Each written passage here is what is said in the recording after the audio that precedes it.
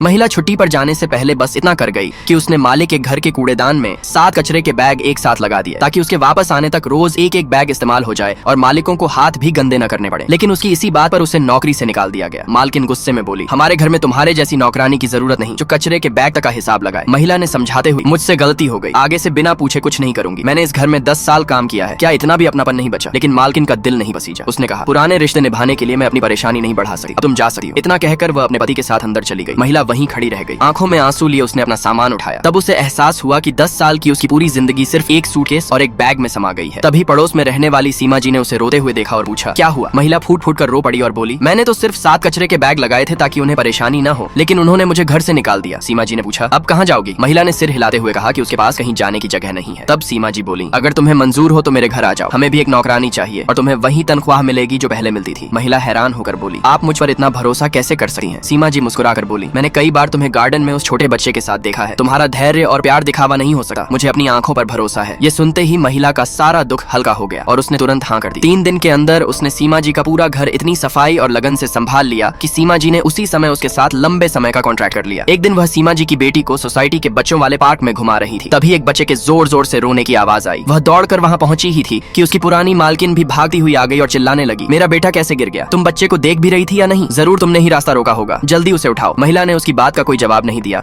और सीमा जी की बेटी को गोद में उठाकर वहां से जाने लगी। तभी पुरानी मालकिन ने रास्ता रोक लिया और बोली, आज सच बताए बिना कोई यहाँ से नहीं जाएगा। मेरे बेटे के गिरने की जिम्मेदार तुम हो और तुम्हें जवाब देना ही होगा। महिला अब चुप नहीं रही। उसने कहा, सीमा जी की बेटी तो शुरू से रेत के पास बैठी हुई थी। आपका बेटा खुद भागते हुए आया और बिना देखे टकराकर गिर गया। इसमें हमारी क्या गलती है? लेकिन मालकिन और भड़क गई। उसने कहा कि जब तक माफी नहीं मांगोगी तब तक यहाँ से नहीं जाने दूंगी। आसपास खड़े लोग भी समझाने लगे कि बात को इतना मत बढ़ाइए, लेकिन वह किसी की सुनने को तैयार नहीं थी। तभी महिला बोली, अगर आपको लगता है कि गलती मेरी है तो सबूत दिखाइए। बिना सबूत किसी पर इल्जाम लगाना आसान है। ये सुनते ही मालकिन गुस्से में हाथ उठाने लगी। तभी पीछे से एक आवाज आई, बहुत हो गया, क्या आपको लगता है कि यहाँ